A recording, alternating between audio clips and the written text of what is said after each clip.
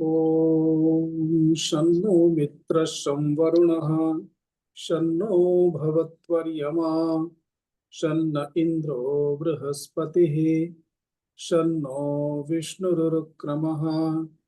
नमो ब्रह्मणे नमस्ते वायो त्वमेव प्रत्यक्षं ब्रह्मासि त्वमेव प्रत्यक्षं ब्रह्म वदिष्यामि ऋतं वदिष्यामि सत्यं वदिष्यामि तन्मामवतु तद्वक्तारमवतु अवतु माम् अवतु वक्तारम्। ॐ शान्ति शान्ति शान्तिः। ॐ नमो ब्रह्मादिभ्यो ब्रह्म विद्या संप्रदायकर्तृभ्यो वंशर्षिभ्यो महद्भ्यो नमो गुरुभ्यः। सर्वोपप्लवरहितः प्रज्ञानघनः प्रत्यगर्थो ब्रह्मैवाहमस्मि ब्रह्मैवाहमस्मि। शङ्करं शङ्कराचार्यं केशवं बादरायणं सूत्रभाष्यकृतौ वन्दे भगवन्तौ पुनः पुनः। ईश्वरो गुरुरात्मेति मूर्तिभेदविभागिने व्योमवद्व्याप्तदेहाय दक्षिणामूर्तये नमः। ॐ सहना भवतु सहनौ भुनक्तु सह वीर्यङ्करवावहै तेजस्विनाधीतमस्तु मा विद्विषावहै। ॐ शान्ति शान्ति शान्तिः। ॐ पार्थाय प्रतिबोधितां भगवता नारायणेन स्वयं व्यासेन ग्रथितां पुराणमुनिना मध्ये महाभारतम् अद्वैतामृतवर्षिणीं भगवतीम् अष्टादशाध्यायिनीम् अम्ब त्वामनुसन्दधामि भगवद्गीते भवद्वेषिणी गीते भवद्वेषिणी।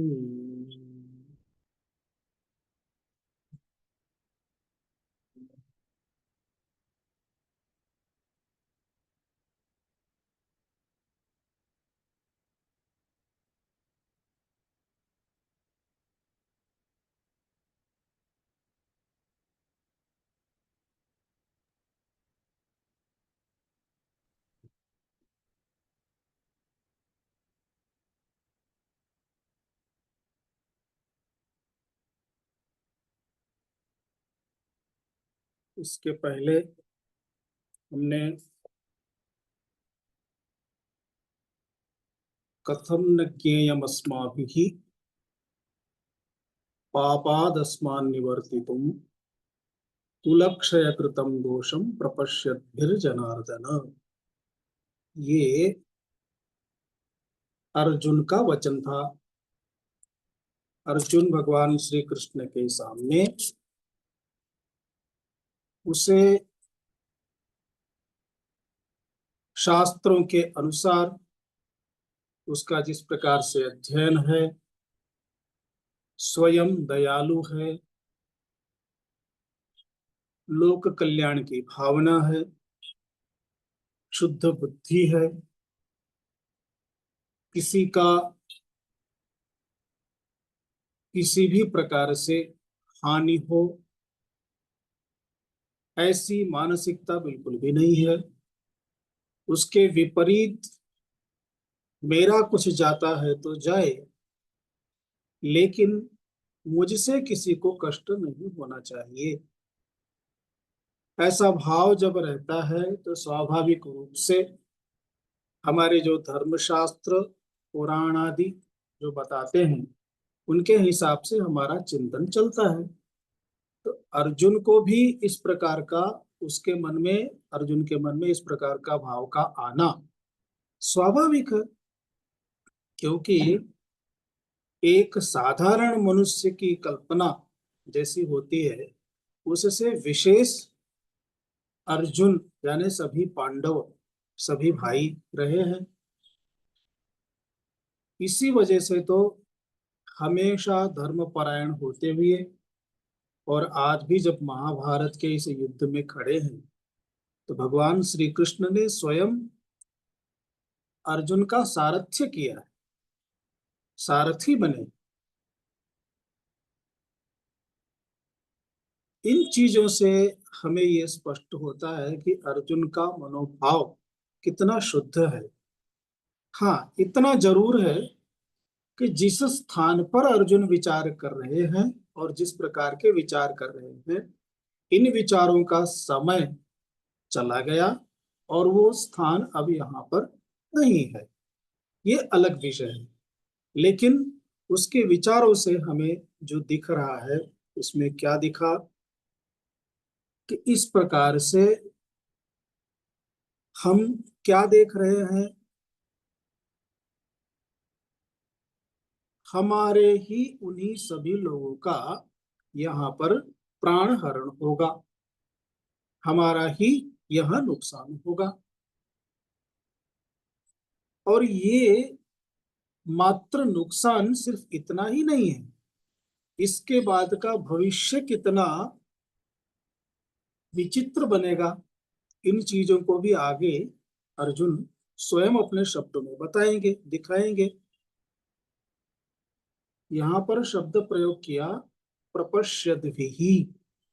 प्रपश्यद्भिः यानी हमें जो दिखाई दे रहा है ऐसे हम, अर्थात इस प्रकार का दृश्य जो हमें हमारे सामने स्पष्ट है, ऐसे हमारे माने हम देखने वालों के लिए कथम न ज्ञेयम, क्यों हमें ये नहीं समझना चाहिए कि हम कितना बड़ा नुकसान करने जा रहे हैं, कितनी बड़ी हानि करने जा रहे हैं। हे जनार्दन, अस्माभिः प्रपश्यद्भिः कथम न ज्ञेयम, अर्थात क्यों नहीं जानना चाहिए, हमें क्यों नहीं दिखाई दे रहा है। अच्छा, क्या जानना चाहिए, क्या नहीं दिखाई दे रहा है, अभी उसका प्रारंभ करते हैं। आगे का श्लोक देखिए, 40वां श्लोक है। मैं बोलूंगा, मेरे पीछे बोलने के लिए प्रयत्न करिएगा, जिससे अभ्यास हो। कुलक्षये प्रणश्यन्ति कुलक्षये प्रणश्यन्ति कुलधर्माः सनातनाः कुलधर्माः सनातनाः धर्मे नष्टे कुलं कृत्स्नम् धर्मे नष्टे कुलं कृत्स्नम् अधर्मोऽभिभवत्युत अधर्मोऽभिभवत्युत। एक बार बोलिएगा। कुलक्षये प्रणश्यन्ति कुलधर्म धर्मे नष्टे कुलं धर्मोऽभिभवत्युत। देखिए 40। अभी मेरी बात को ध्यान से सुनिए, 40 श्लोक तक आप लोग पहुंच चुके हैं और अभी भी मैं हर बार आपको बताता हूं कैसे बोलना है, कैसे बोलना है।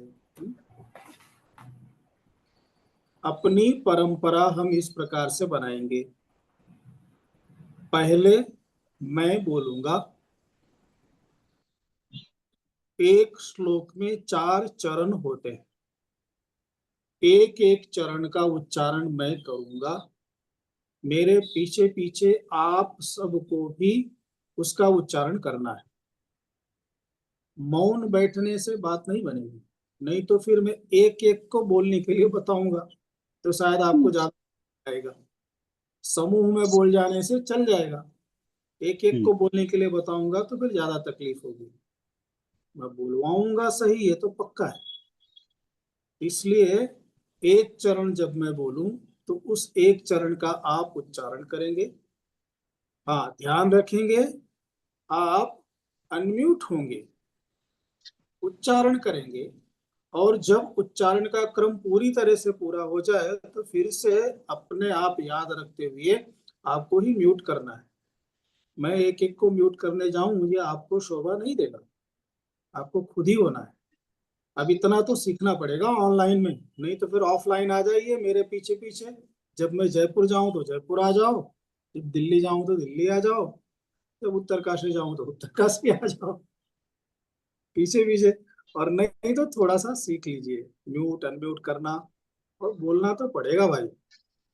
ये भगवत गीता है। ये कोई रामू काका की या जीतू काका की गीता नहीं है, भगवत गीता है, और इसे उच्चारण तो करना ही पड़ेगा। एक चीज तो एक एक चरण बोलूंगा, इस प्रकार से पूरा श्लोक जब एक बार हो जाए तो आप लोगों को तुरंत उठा देना है। यानी पूरे श्लोक को एक बार आप लोग स्वयं पूरा बोलेंगे। देख करके बोलिए, देख करके बोलिए, एक एक अक्षर का उच्चारण देखिए। संस्कृत की ये विशेषता है, इसमें जो लिखा होता है वही पढ़ना होता है, यहाँ कोई साइलेंट अक्षर नहीं है। और इसीलिए मैं आपको अभ्यास भी करवा रहा हूँ। फिर से एक बार बोलेंगे, या फिर ऐसा करता हूँ, पहले आपको एक एक शब्द बता देता हूँ, बाद में उच्चारण करता हूँ। पहले शब्द देख लीजिए। कुलक्षये प्रणश्यन्ति कुलधर्माः सनातनाः। कुलधर्माः विसर्ग है, उसके बाद में सनातनाः, उसके पीछे भी विसर्ग है।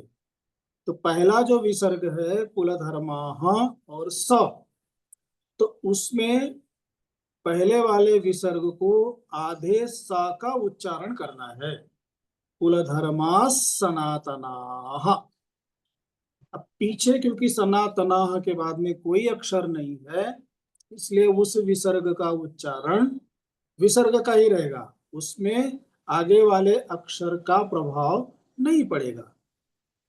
तो ये ध्यान में रखिएगा, कुलधर्मा सनातनाः।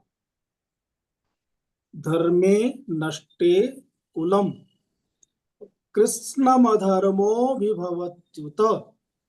तो कृत्स्नमधर्मो विभवत्युत, इस प्रकार से यहाँ पर संधि और समास होकर के ये पूरी लाइन बन गई है।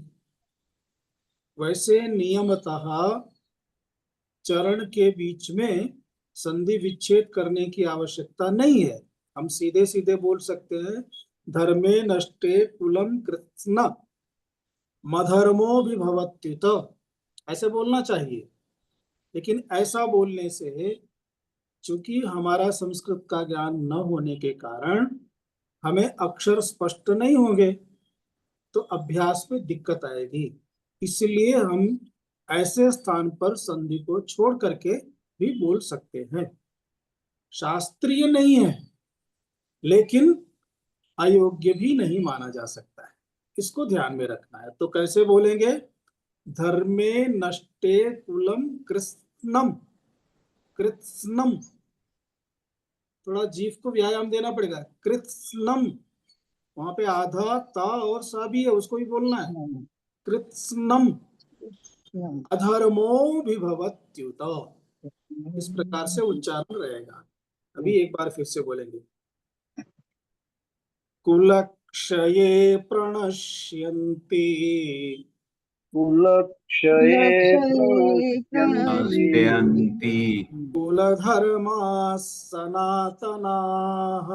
कुलधर्माः सनातनाः धर्मे नष्टे कुलं कृत्स्नम् धर्मे नश्ये कुलं कृत्स्नम् अधर्मोऽभिभवत्युत। अधर्मोऽभिभवत्युत बोलिए। कुलक्षये प्रणश्यन्ति प्रणश्यन्ति धर्मा कुलधर्म सनातना नष्टे धर्मे नष्टे कुलं अधर्मो अधर्मोऽभिभवत्युत अभिभवत्युत। बढ़िया है। आनंद जी सबसे पहले स्टार्ट करते हैं, सबसे लास्ट में खत्म करते हैं। तो जरा मैचिंग के लिए भी प्रयास कीजिएगा। हालांकि इसमें इंटरनेट सही न होने से आगे पीछे सब बन सकता है, लेकिन फिर भी प्रयत्न कीजिएगा। तो एक एक शब्द को हमने अलग अलग करके देख लिया है, अभी इसका अन्वय देखिए।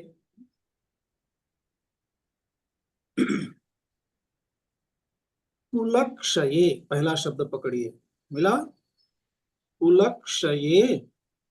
अभी लास्ट देखिए इस लाइन का, सनातनाः कुलधर्माः प्रणश्यन्ति। ये हो गया, वहां पे समझ लीजिए एक वाक्य बन गया। प्रणश्यन्ति क्रियापद है, क्रियापद वाक्य के अंत में लेंगे तो एक वाक्य बन जाता है। फिर आगे देखिए, अंत में देखिए, कृत्स्नम अधर्मः अभिभवति उत। संधि विच्छेद करेंगे तो कृत्स्नम एक शब्द निकल गया, अधर्मः दूसरा शब्द निकला, अभिभवति अभि उपसर्ग पूर्वक भू धातु का वर्तमान काल का लट लकार का प्रथम पुरुष एक वचन का भवति रूप है, तो अभिभवति। और फिर संधि विच्छेद से आगे क्या निकलेगा, उत।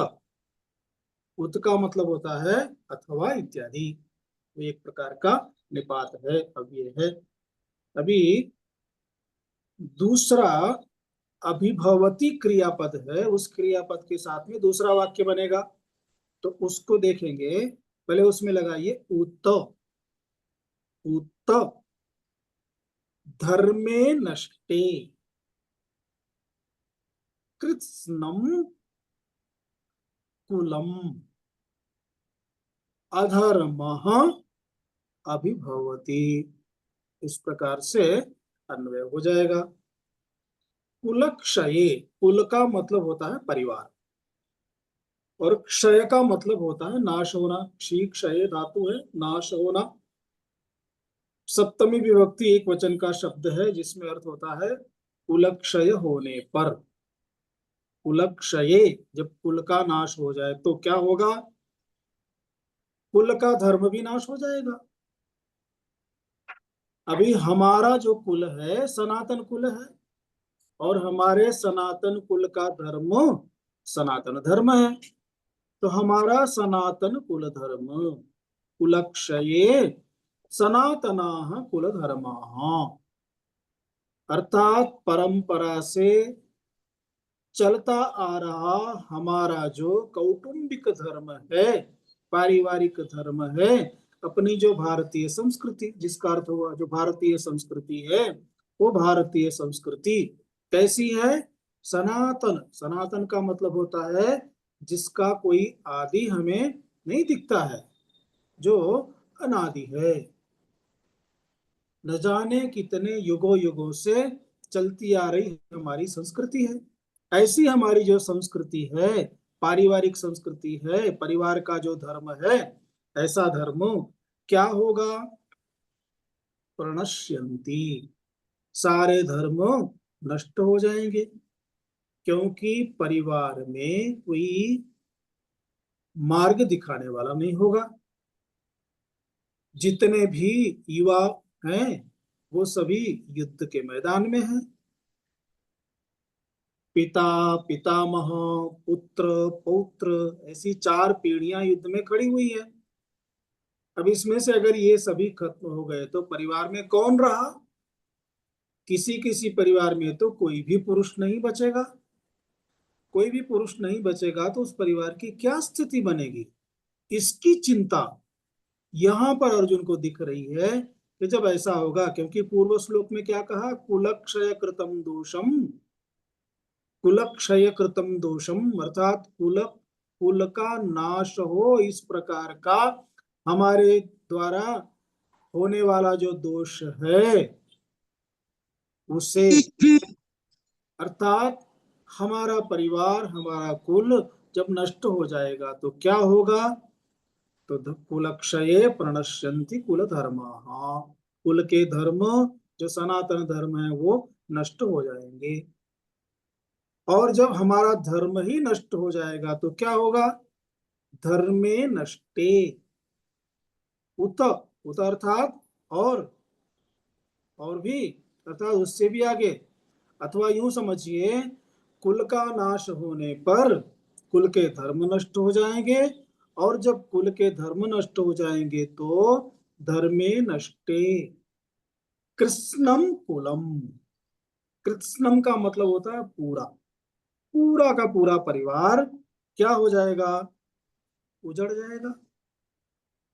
कृत्स्नम कुलम अर्थात धर्मे नष्टे कृत्स्नम कुलम नश्यति, पूरा परिवार नष्ट हो जाएगा।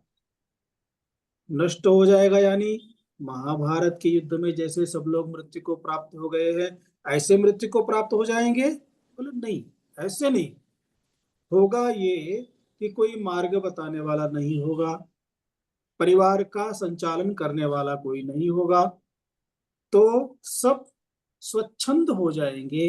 और जब स्वच्छंद हो जाएंगे, रीति नीति धर्म पालन ये सब जब नहीं होगा तो अधर्म की अभिवृद्धि हो जाएगी, तो अधर्म अभिभवति, फिर क्या होगा, अधर्म का अभिभवन, अभिभवन मतलब होता है वृद्धि, चारों तरफ से अधर्म बढ़ जाएगा, ये परिस्थिति उत्पन्न हो जाएगी। अभी देखिए अर्जुन के मन में क्या चल रहा है। स्मृति शास्त्र है, स्मृति शास्त्र में ऐसा कहा गया है, फलतोपि च यत् कर्म अनर्थेन न बध्यते केवल प्रीति हेतुत्वात् तद्धर्मो इति कथ्यते। अर्थात यत् कर्म, जो कर्म, कोई अगर लिखना चाहे तो लिख सकता है, फलतोपि च यत् कर्म अनर्थेन न बध्यते,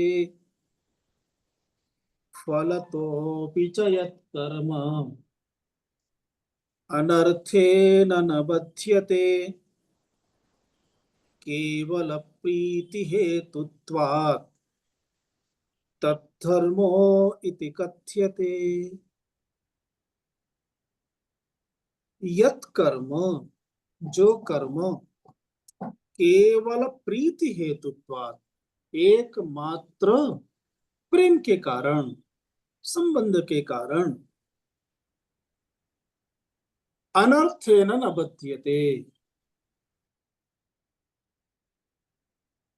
प्रीति हेतुत्वात् और फलतः अपि, अर्थात एकमात्र अपना उसमें कुछ राग द्वेष है इस कारण से, और उसका फल जो है उस फल के कारण से, उसे लेकर के अगर वो अनर्थ से बद्ध नहीं होता, अर्थात वो कर्म अनर्थ युक्त नहीं होता, तभी वह धर्म कहलाएगा। तद्धर्मो इति कथ्यते, वही धर्म है।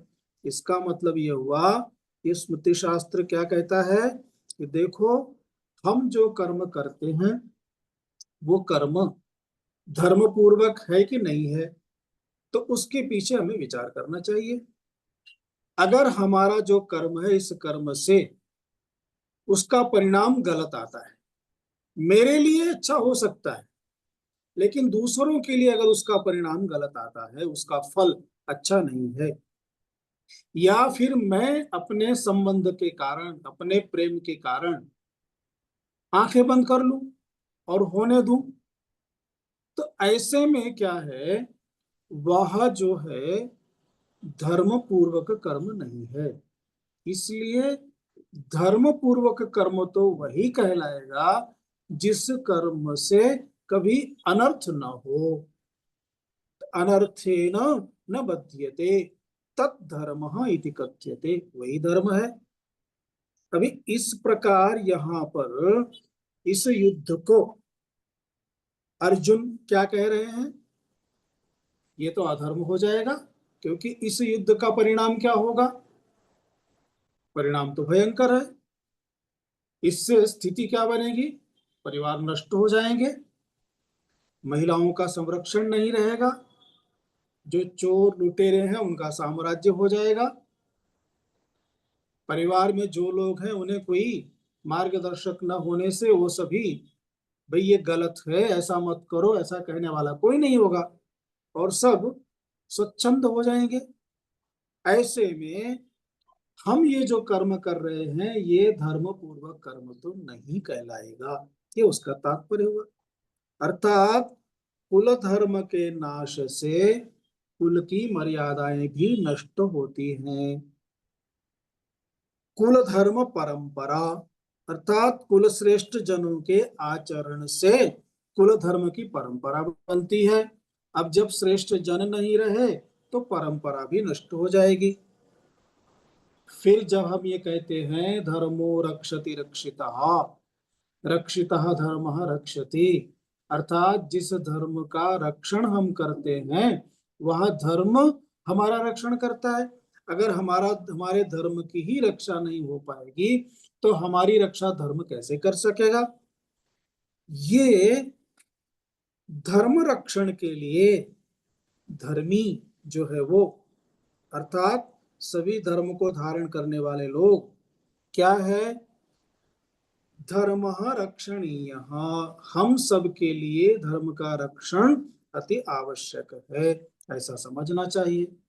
अभी देखिए धर्म पालन के लिए शास्त्रों में 5 अंश बताए, जो लिखना चाहे लिख सकते हैं। पहला अंश है ईश्वर का भय। अगर ईश्वर का भय नहीं है तो धर्म में प्रवृत्ति नहीं बनती, तो ईश्वर का भय होना चाहिए। ऐसा करने से हमें दुख मिलेगा। देखने वाला कौन, जैसे चोरी करने से, चोरी करना गलत है, अभी हम चोरी कर रहे हैं किसी ने देखा ही नहीं तो, कोई नहीं देखता तो भी परमात्मा परमात्मा तो देखता ही है। इस प्रकार के कर्म अधर्म हैं और अधर्म का परिणाम तो पाप होगा और पाप से कष्ट होंगे, न जाने कौन सी योनि मिलेगी, कितने प्रकार के कष्ट होंगे।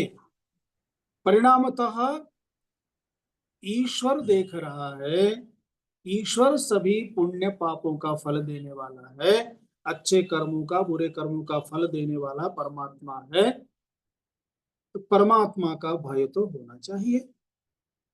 परमात्मा का भय अगर है तो धर्म पालन सहज बनता है। दूसरा क्या है, शास्त्र के प्रति श्रद्धा और उसका शासन। हमारे जो शास्त्र अर्थात हमारे वेद, हमारे पुराण, हमारे धर्मशास्त्र, हमारे नीति शास्त्र, हमारे न्याय शास्त्र, हमारे स्मृति शास्त्र, ये जो हमें पथ दिखाते हैं, हमें जो मार्ग बताते हैं, उसमें हमारी श्रद्धा होनी चाहिए। अगर उसमें हमारी श्रद्धा है तो श्रद्धा के कारण हम शास्त्र की बातों को मानेंगे, और शास्त्र की बातों को बताने वाले हमारे जो भी ऐसे विद्वान होंगे उनकी बात भी हम स्वीकार करेंगे, तो उसका शासन हमारे जीवन में है, ऐसा हम कह सकते हैं। अभी उपरोक्त अगर ये दोनों बातें हमारे जीवन में हैं तो ईश्वर के प्रति हम श्रद्धावान होंगे ही होंगे, ईश्वर के प्रति हमारी श्रद्धा बनी रहेगी और बढ़ेगी भी। अभी तीसरा कारण है समाज के नीति नियम। अभी समाज में जो भी नीति नियम बनाया गया है उसका पालन करना चाहिए। अगर उसका पालन करेंगे तो उसका पालन करने के लिए देखो भाई, गलत करेंगे तो ठीक नहीं है।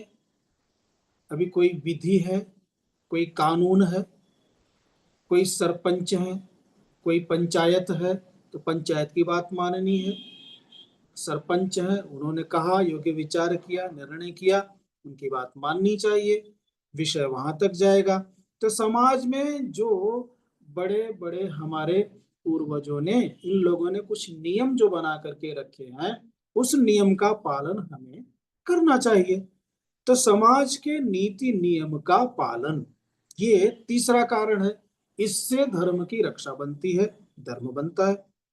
चौथा है अनिष्ट की आशंका, ऐसा करने से अनिष्ट होगा, ठीक नहीं होगा, इस प्रकार का भाव अगर मन में है तो भी हम अधर्म नहीं करेंगे, धर्म का पालन होगा। जब व्यक्ति हानि होने की संभावना को देखता है तो फिर उससे बचने के लिए वो प्रयत्न करता है। पांचवा अंश है कुल की हानि की संभावना या इज्जत का डर।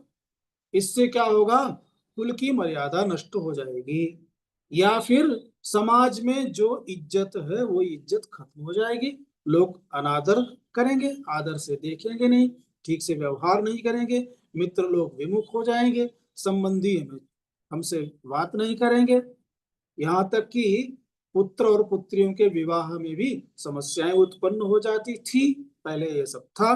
परिणामतः कुल की हानि की समस्या, संभावना अगर उसे ध्यान में है तो भी वो अधर्म नहीं करेगा, धर्म के मार्ग पर चलेगा। तो ऐसे 5 कारण हैं धर्म पालन के लिए जो हमें प्रेरित करते हैं। इसी बात को अर्जुन आगे भी बताएंगे, कहना चाहेंगे। यही कुछ बातें देखते हुए अर्जुन के मन में इस प्रकार के भाव उठ रहे हैं और एक एक चीज को बता रहे हैं। देखिए आगे का श्लोक, पहले एक एक शब्द को देख लीजिए। अधर्माभिभवात एक शब्द है, कृष्ण दूसरा शब्द है, प्रदुष्यन्ति तीसरा शब्द है, कुलस्त्रियः ये चौथा शब्द है, स्त्रीषु अगला शब्द है, दुष्टासु अगला है, वार्ष्णेय, जायते, वर्ण संकरः, ये एक एक शब्द अलग करके देखा। अभी इसका उच्चारण सीखेंगे। अधर्माभिभवात् कृष्ण अधर्माभिभवात् प्रदुष्यन्ति कुलस्त्रियः प्रदुष्यन्ति प्रदुष्यन्ति कुलस्त्रियः कुलस्त्रियः स्त्रीषु दुष्टासु वार्ष्णेय स्त्रीषु दुष्टासु दुष्टासु वार्ष्णेय वार्ष्णेय जायते वर्णशङ्करः। जायते वर्णशङ्करः। बोलिए। धर्माभिभवात् कृष्ण प्रदुष्यन्ति दुष्यन्ति कुलस्त्रियः कुलस्त्रियः स्त्रीषु स्त्रीषु दुष्टासु वार्ष्णेय जायते जायते वर्णशङ्करः। वर्णशङ्करः। अभी अन्वय देखिए क्रम से। इसमें अधर्माभिभवात कृष्ण, कृष्ण शब्द है, कृष्ण है संबोधन, हे कृष्ण, पहले इसको पकड़िए। हे कृष्ण, अधर्माभिभवात कुलस्त्रियः प्रदुष्यन्ति, प्रदुष्यन्ति क्रियापद है, एक वाक्य बन गया। अभी दूसरे वाक्य में देखिए, वार्ष्णेय शब्द है, वो भी संबोधन है। हे वार्ष्णेय, स्त्रीषु दुष्टासु वर्ण संकरः जायते, ये दूसरा वाक्य हो गया। अधर्माभिभव, अधर्माभिभव का मतलब है अधर्म की वृद्धि, और अधर्माभिभवात यानी अधर्म की वृद्धि होने से। अर्जुन कहना चाहते हैं भगवान श्री कृष्ण को, हे प्रभु, हे कृष्ण, अधर्माभिभवात, जब अधर्म की वृद्धि होती है तो अधर्म बढ़ जाने के कारण कुल स्त्रियः प्रदुष्यन्ति, कुल की स्त्रियां प्रदुष्यन्ति अर्थात दोषपूर्ण व्यवहार करती हैं, क्योंकि उन्हें रोकने वाला कोई नहीं है। प्रदुष्यन्ति इत्युक्ते दूषित हो जाती हैं।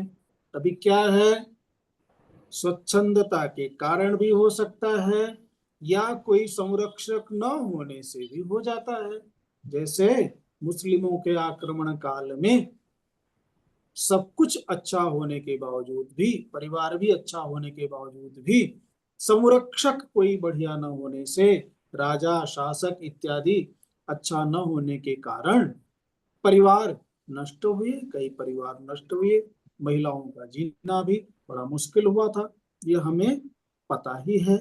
तो परिणामतः क्या है कि कुल का नाश होने पर क्या हुआ, अधर्म की वृद्धि हो गई। अधर्माभिभवात कुल स्त्रिय प्रदुष्यन्ति, कुल की स्त्रियां, महिलाएं दूषित हो जाती हैं। और फिर स्त्रीसु दुष्टासु, अर्थात जब महिलाएं दूषित हो जाएंगी तो परिणाम क्या होगा, हे वार्ष्णेय, वार्ष्णेय का मतलब है वृष्णि कुल के, भगवान श्री कृष्ण का कुल था वृष्णि कुल, वृष्णि वंश के थे, तो वृष्णि कुल में होने के कारण उन्हें कहा वार्ष्णेय।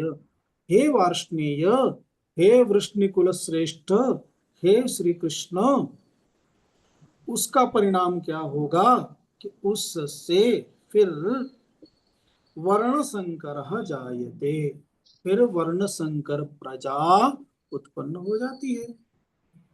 जब वर्ण संकर प्रजा उत्पन्न होती है तो जो धर्म, जो कुछ थोड़ा बहुत बचा रहता है वो भी नष्ट हो जाता है। ऐसे में परिवार कहां से कहां पहुंच जाता है। अभी जब वर्ण संकर प्रजा हो गई तो उसका क्या परिणाम होगा, आगे के श्लोक में बता रहे हैं। देखिए 42वां श्लोक। अभी एक एक शब्द को पहले देखिए। शंकरः नरकाय एव कुलघ्नानां कुलस्य च पतन्ति पितरः हि येषां लुप्त पिंडोदक क्रिया। ये पदच्छेद हो गया। अन्वय देखिए। शंकरः कुलघ्नानां च कुलस्य नरकाय एव, यहाँ पर अध्याहार कर लेना क्रियापद का, नरकाय एव भवति। शंकरः कुलघ्नानां कुलस्य च नरकाय एव भवति। अभी दूसरा नीचे देखिए। लुप्त पिंडोदक क्रिया, एक शब्द उठाइए पहले इसको। लुप्त पिंडोदक क्रिया येषां पितरः हि पतन्ति, ये दूसरा वाक्य हो गया। पतन्ति क्रियापद है। शंकरः, शंकरः अर्थात वर्णशंकरः, जब परिवार में इस प्रकार की संतति की वृद्धि हुई तो क्या होगा, कुलघ्नानां कुलस्य च नरकाय एव भवति।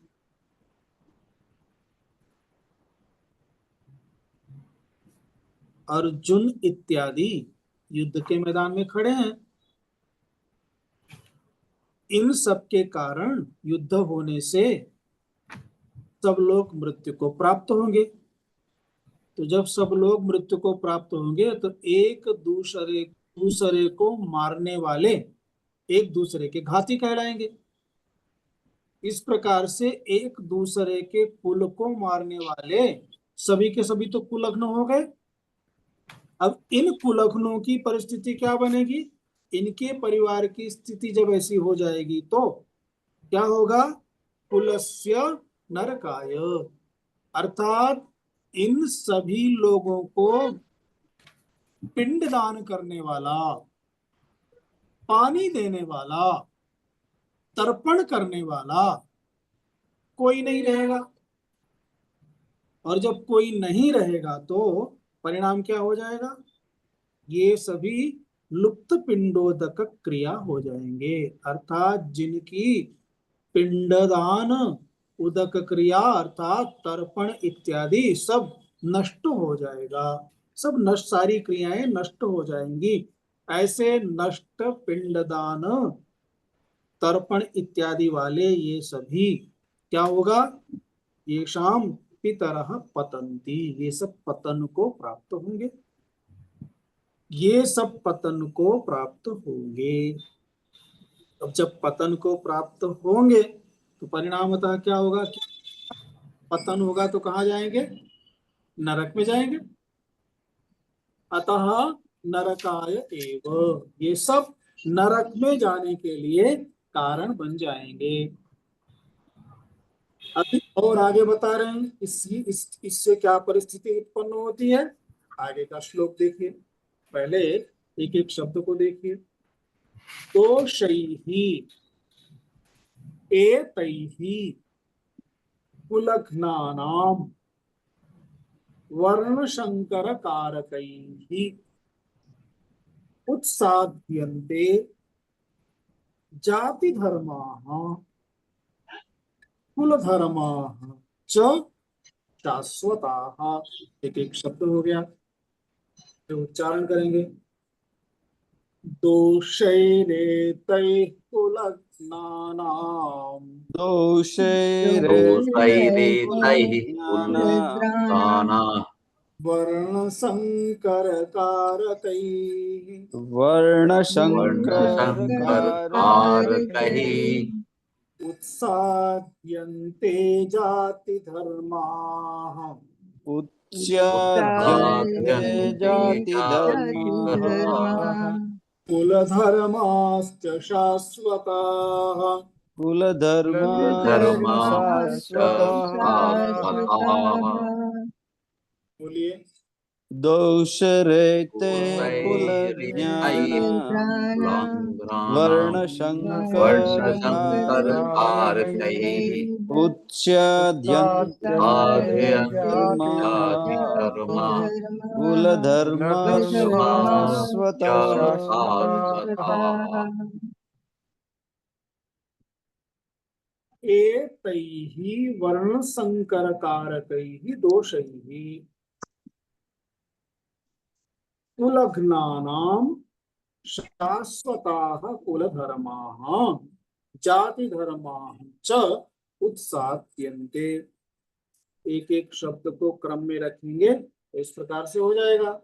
एतैः वर्णसंकरकारकैः दोषैः कुलघ्नानां शाश्वताः कुलधर्माः जातिधर्माः च उत्साद्यन्ते। बहुत ही सरल है। माने जिस प्रकार से विचार करते हुए अभी हम देख रहे हैं, स्थिति क्या बनी, इतर लोग पिंडदान से, तर्पण से इन सबसे वंचित हो जाएंगे,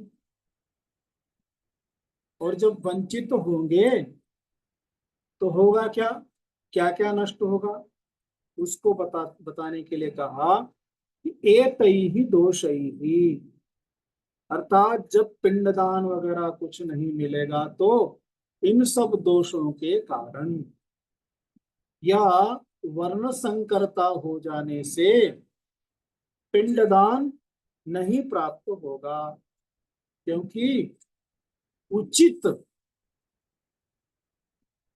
संस्कार के अधिकारी नहीं मिलने से परिवार में पिता कोई और माना जाएगा, वास्तविक में पिता कोई और होने से अभी जब तर्पण करेंगे तो नाम कुल गोत्र परिवार का होगा, तो ऐसे में जब एड्रेस ही नहीं होगा तो फिर पोस्ट कहाँ जाएगी।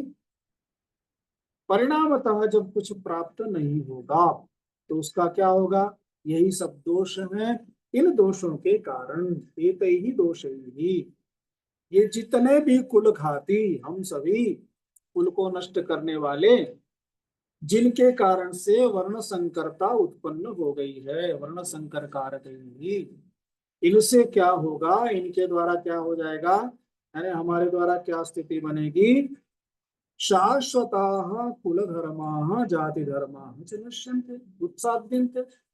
हमारा ये जो शाश्वत कुल धर्म अर्थात हमारी संस्कृति, ये हमारा परिवार, हमारे कुल का धर्म और जाति का धर्म सब नष्ट हो जाएगा, क्योंकि वर्ण संकरता होने से जाति खत्म हो गई।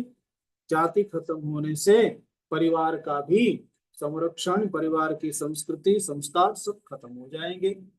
ऐसे में ये सब उत्सन्न हो जाएंगे, उत्सन्न हो जाएंगे अर्थात नष्ट हो जाएंगे, ये इसका अर्थ हुआ।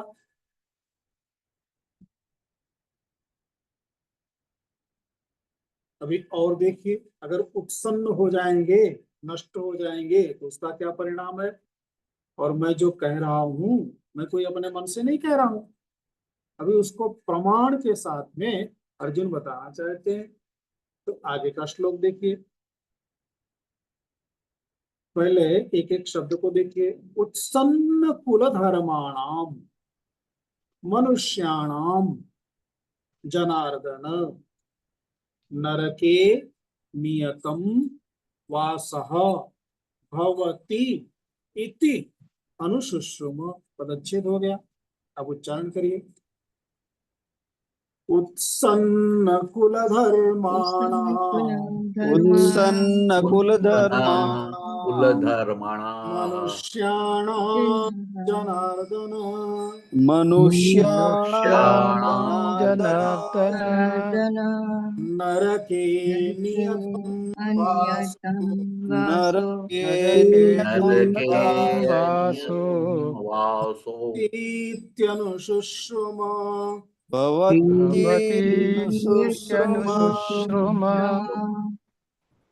बोलिए। उत्सन्न कुलधर्माणाम् मनुष्याणाम् मनुष्याणाम् जनार्दन नरके नरके नियतं वासो भवतीत्यनुशुश्रुम।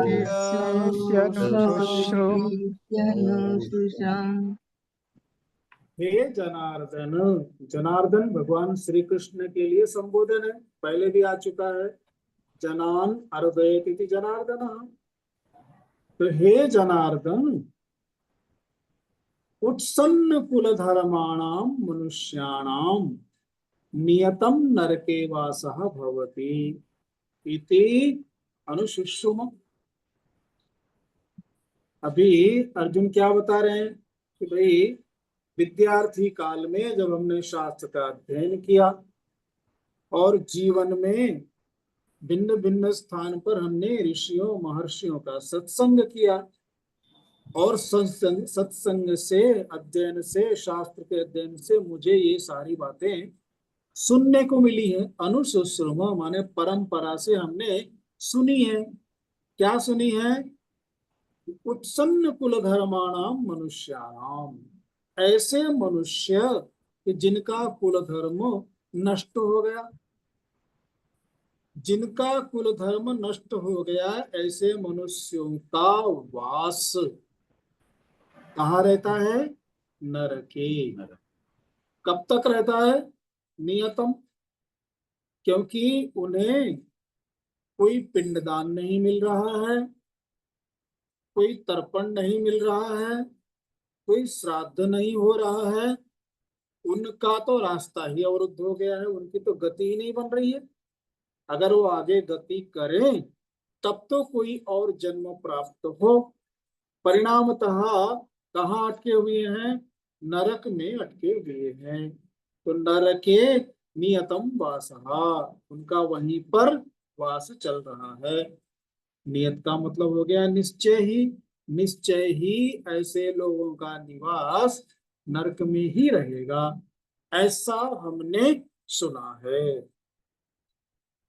अब इतनी बात कहने के बाद अर्जुन कह रहे हैं, देखो ये तो अच्छी बात है कि मेरे समझ में ये बात आ गई, नहीं तो युद्ध खत्म होने के बाद में अगर मैं जिंदा रहता और तब ये बातें आती तो सिवाय रोने के दूसरा हाथ में कुछ नहीं रहता। देखिए अर्जुन अपनी बात को बता रहे हैं, आगे के श्लोक में देखिए। सबसे पहले उच्चारण देख लीजिए। अहो, बत महत् पापम कर्तुम व्यवसिता, व्यवसिता अर्थात व्यवसिताः, वहां पर विसर्ग का लोप हुआ है, व्यवसिताः वयम यत् राज्य सुख लोभेन हंतुम स्वजनम उद्यताः। एक एक शब्द हो गया, स्वजनम उद्यताः, स्वजनम उद्यताः। एक बार उच्चारण करेंगे। अहो बत महत् पापम अहो बत पापम् कर्तुम व्यवसिता वयम् कर्तुं व्यवसिता व्यवसिता वयम् यद्राज्य सुख लोभेन यद्राज्यलोभेन हन्तुं स्वजनमुद्यताः। हन्तुं स्वजनमुद्यताः। बोलिए। अहो बत महापापम् महत् पापम् कर्तुं व्यवसिता वयम् यद्राज्यसुखलोभेन हन्तुं स्वजनमुद्यताः। अहो बत महत् पापम कर्तुम व्यवसिता वयम वयम। अहो ये आश्चर्यवाचक शब्द है। अहो उद्गार है, अहो अरे, अरे रे, अहो, इस प्रकार से हम बोलते हैं। ये आश्चर्य में भी बोलते हैं, या फिर कोई दुख पूर्वक हुआ हो तो वहां भी आश्चर्य भाव आ जाता है, वहां बोलते हैं। तो अहो बत,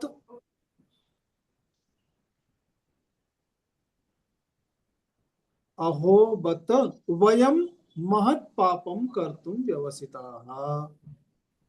अरे रे, ये बड़े आश्चर्य की बात है। वयम महत् पापम कर्तुम व्यवसिताः, ये बड़े शोक का विषय है। आश्चर्य की बात है यानी शोक संबद्ध है, ये बड़े शोक का विषय है, बड़े दुख का विषय है। क्या है? महत् पापम कर्तुम व्यवसिताः। व्यवसिताः मतलब हम बहुत बड़ा पाप करने के लिए प्रवृत्त हुए हैं, करने जा रहे हैं। बहुत बड़ा पाप करने का निश्चय हमने ले लिया है। कर्तुम व्यवसिताः क्या है?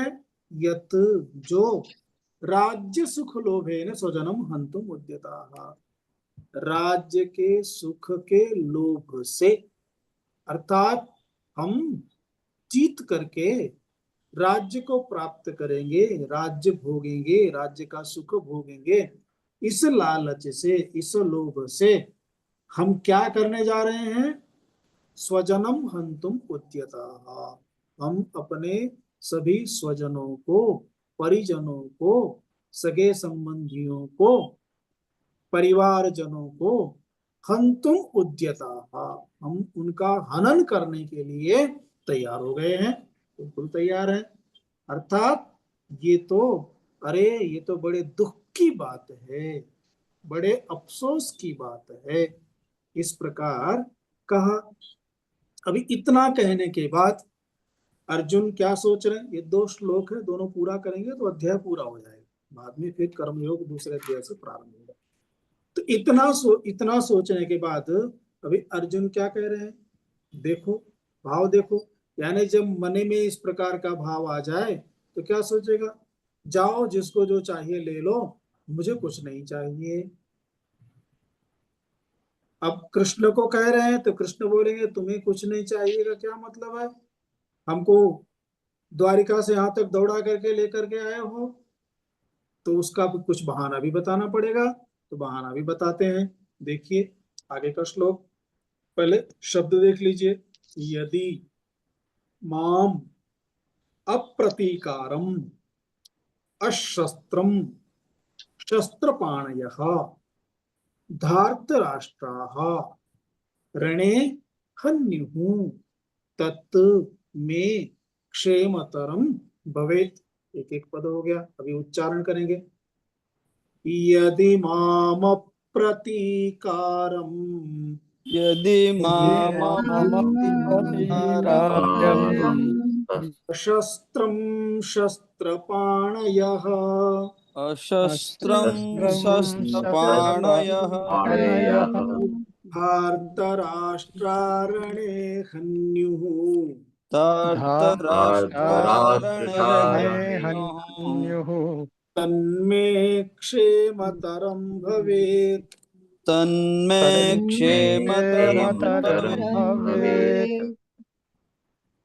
बोलिए। यदि यदि यदि मामप्रतीकारम् मामप्रतीकारम् अशस्त्रं अशस्त्रं शस्त्रपाणयः शस्त्रपाणयः धार्तराष्ट्रारणे हन्युः हन्युः तन्मे क्षेमतरं क्षेमतरं भवेत्। भवेत्। यदि शस्त्रपाणयः धार्तराष्ट्राः रणे अप्रतीकारम् अशस्त्रं माम हन्युः। हन्युः क्रियापद है। तत्मे क्षेमतरम भवेत्।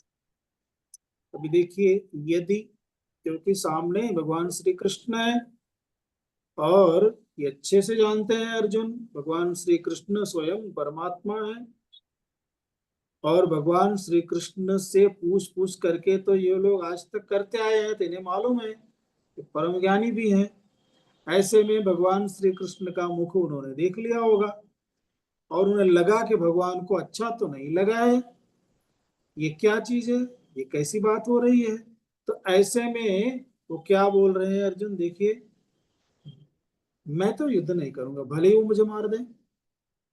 अगर वो लोग मुझे मारना चाहे तो मार दे, मैं युद्ध नहीं करूंगा। अर्थात अपना निर्णय सुना रहे हैं। तो यदि यदि जो अगर शस्त्रपाणयः धार्तराष्ट्राः, शस्त्रम पाणो यस्य सः शस्त्रपाणि, जिसके हाथ में शस्त्र हो उसको शस्त्रपाणि कहते हैं।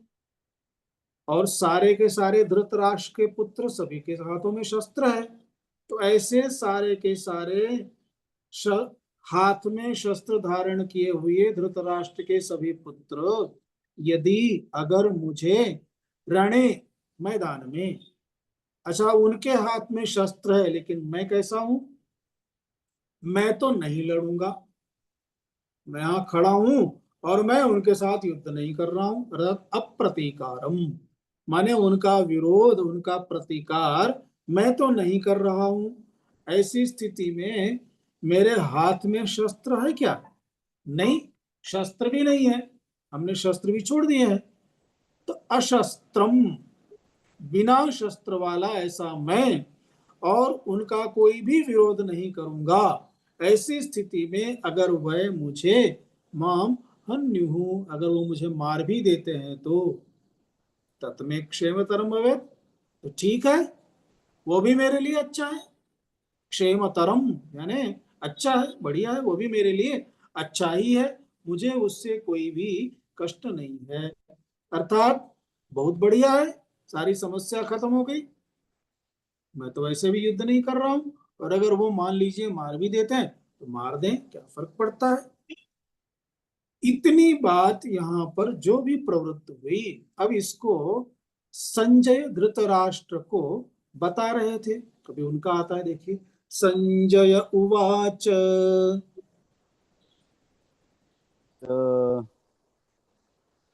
एवमुक्त्वार्जुनः संख्ये एवमुक्त्वार्जुन शङ्खे रथोपस्थ उपाविशत्। रथोपस्थ उपाविशत् उपाविशत् सृज्य सशरं चापम् विसृज्य संसरं शरं चापम् चापम् शोकसंविघ्नमानसः शोकसंविघ्नमानसः मानसः बोलिए। एवमुक्त्वार्जुनः अर्जुनः शङ्खे सङ्ख्ये रथोपस्थ रथोपस्थ विसृज्य विसृज्य संसरं सशरं चापम् चापम् शोकसंविघ्नमानसः शोकसंविघ्नमानसः एवं उक्त्वा अर्जुनः संख्ये अथोपस्थ उपाविशत् विसृज्य ससरं चापं शोक संविघ्न मानसः।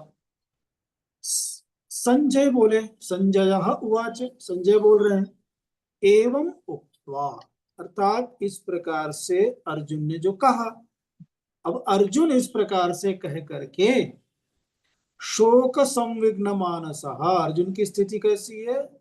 शोक संविघ्न मन, अर्थात शोक से संविघ्न घिरा हुआ, ऐसा शोक संतप्त ऐसा मन अर्जुन का है। ऐसा मन वाला अर्जुन ससरम चापम विसृज्य, ससरम अर्थात सर सहित, इसका मतलब हुआ जो तूणीर हाथ जो रखा था उसे उतारा, और धनुष को भी चापम च धनुष भी, विसृज्य छोड़ करके, संख्ये रथोपस्थे उपाविशत, संख्ये माने युद्ध के मैदान में रथ के ऊपर जो बैठे थे वो क्या हुआ? सब कुछ छोड़ करके रथ के उपस्थ भाग में, आगे के भाग में बैठ गए। ठीक है, उपाविशत ये स्थिति हो गई, अर्थात बस भाई अब तो मैं युद्ध नहीं करूंगा। इसके बारे में थोड़ा विचार हम बाद में करेंगे। अभी तो इति श्री महाभारते